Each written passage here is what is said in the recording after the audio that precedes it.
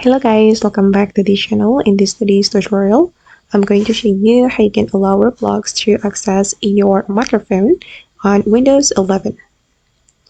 Okay, let's get started. Here I have opened my computer with Windows 11.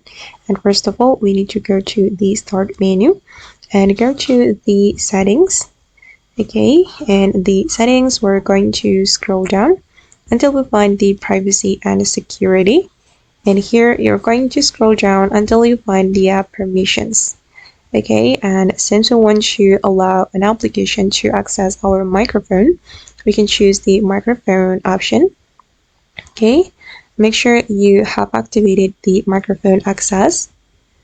Okay, and then here on this menu, you will be able to let certain apps to access your microphone.